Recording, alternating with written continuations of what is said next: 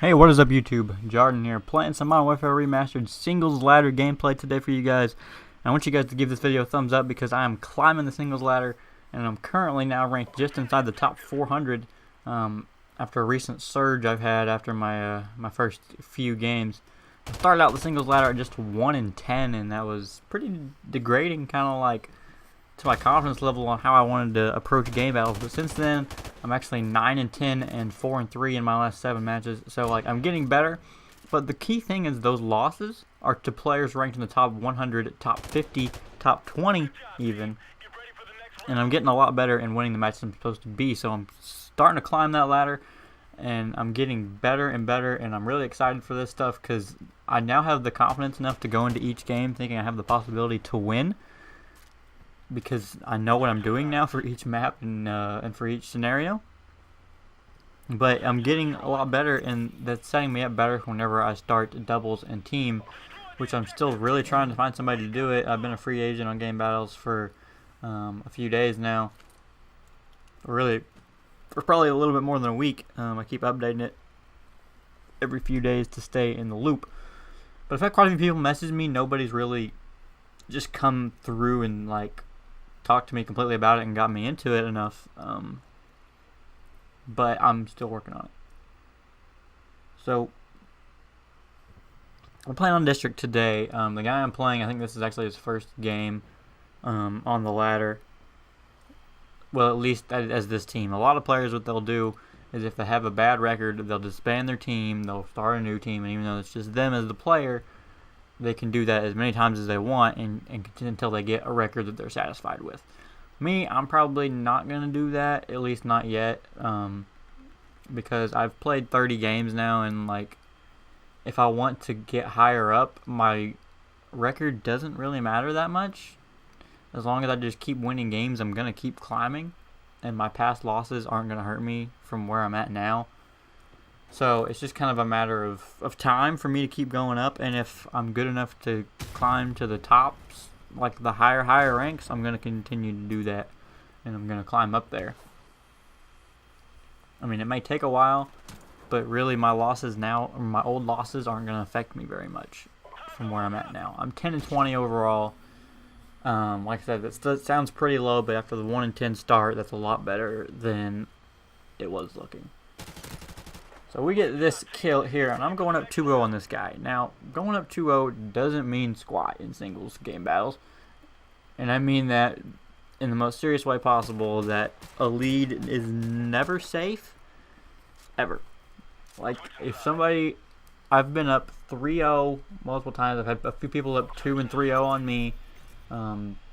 Any kind of lead you have, if it's not at least 5-2, you're still in trouble for some risky business, and all it takes is one round to change that option. Because if the score is 5-3 and you think, oh, this lead is for sure safe, that person wins the next round, they're at 5-4. All they gotta do is win 2 more, and they beat you. Like, when they win 1 more game and you're going to overtime, and it's a standoff. Like, it's the winner of that round wins. So that's all it takes. It's just 2 rounds, and somebody's got the momentum back, and you're in trouble. But really, though, building a lead early does help a little bit because it gives you a little bit of a cushion to play with, but not a lot, because the way Gamebattles Singles works is everybody starts out really aggressive. They'll run the main spots. Like that first round, we both ran mid and looked over the market. But now that changes, because we're more focused on the wins and trying to play it. Everybody slows down or plays a little safer, and if they're playing really slow early on, they'll speed it up. Like, their style of gameplay just changes so much. And District is really the perfect example of that, because everybody starts out really aggressive on it, and then there's tons of places people go and just start hiding it. And you slow down and you play it safer. So like I said, I was up 2-0 on this guy. It's 2-1 now, and we're trying to go up even more on round 4 here. The main weapons for really probably Call of Duty 4's gameplay in general, game battles wise, is the M16 and the AK-74U. On the primary weapons, there's no DLC weapons allowed. There's as far as perk 1 goes, it's Bandoiler. You're not allowed to have like C4 and RPGs and frag ×3 and any of that stuff. But see what I mean about the lead? I'm up 2-0, and then this guy's style of gameplay completely changes. He's camping in the back of his spawn, and now it's 2-2, just like that. And that is exactly how every game is played and how everything changes so quickly. So now the momentum still kind of up for grabs. We're at a tie. He's won 2 in a row, but sitting in the back of his spawn on that one wasn't very momentum giving, I guess. Didn't really get my didn't really change how I felt about the match or lower my confidence level any. And that's really how Gamebattles works, is you just have to keep thinking that you have the chance to win every round and not get too frustrated, because if you start getting frustrated, things start going south really quickly and you're going to end up getting 6-0'd, which I think I have been 6-0'd, I believe, twice. Once on Crash, kind of recently actually, and that one was a kind of an eye-opener, because that was after I had started winning a few games, and then I really did. I just got smashed. I went into the game. The guy was a pretty high-ranked player. I went in there thinking I'm probably not going to win this one. And after the first 2 rounds or so, my confidence was just completely gone and shattered. And then he just started taking me out, and the game was over in 5 minutes. We played 6 rounds probably in literally almost 5 minutes, and it was just like, what just happened? And it wasn't because he was that much better than me. It's because he literally just flustered me, and I didn't know what to do at that point. And he just, like, he was in obvious spots. Like, I had a couple chances to kill him. I was just so flustered, and, like, my game was just so off that I couldn't do anything about it, and I was going to lose that match.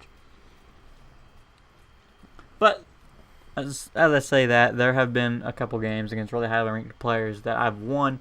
Like my recent video I uploaded a few days ago versus number 11 in the Gamebattles ladder, when I beat him on Strike.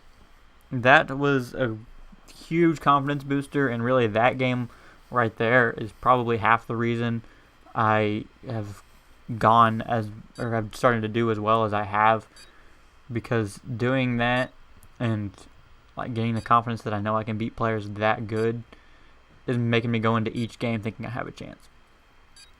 But really, what Gamebattles is all about is pure timing. And I say that right as he runs around that corner, because that's all it's about. If I got in that corner a second later, he would have ran down those stairs and saw me, and I would have possibly died. But it's all about timing. And not a lot of time. Timing's not always in your favor, or my favor playing this. I will completely admit that and agree with that. It gets pretty sketchy sometimes, and timing it's frustrating. It's very frustrating. Like, I know there's just nothing you can do about it, because once you're dead, the round's over and you lose that round. And you die 1 M16 burst or a couple AK-74U bullets.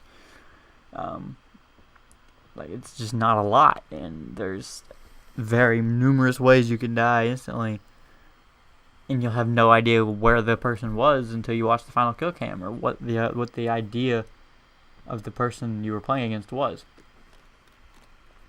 But I'm getting the bomb down here, up 3-2. This game's kind of close. I definitely know that I can beat this guy though, and that's kind of where I stood the entire match, was knowing. Yeah, you really just have to stick to what you know. Like, no matter what the other player does, sticking to what you know matters, but you have to be able to also adapt to that. Like, if a guy is being really aggressive, camp a little bit and kind of wait for him to come to you. If he's being really passive, like if he's camping in his spawn, you gotta either just wait him out or plant the bomb. And that's really kind of how it goes. Because now I'm up 4-2 after getting that kill, and things are definitely in my favor. I just gotta win 2 more.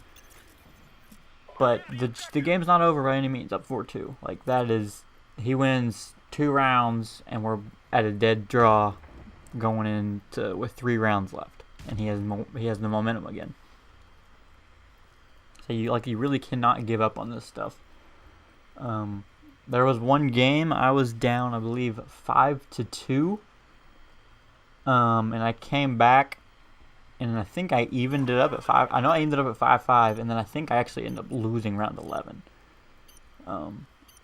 But to me, that's like the perfect scenario where you don't know what's going to happen, and you got to keep playing. Because for me, being down 5-2, you know, I got to win 4 rounds in a row to win the game.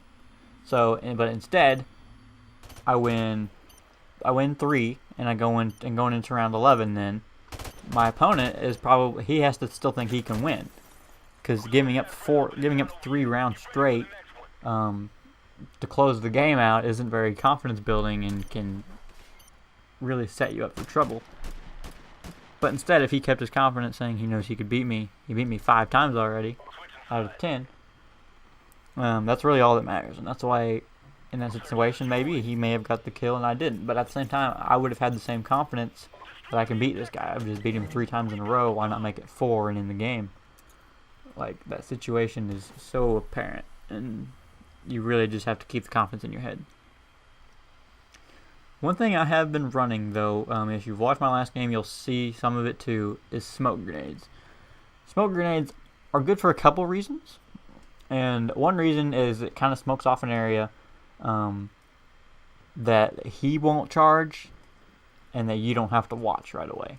Like, he's not going to run through your smoke, and you don't have to look at that smoke for a while, because he's probably going to be coming from somewhere else.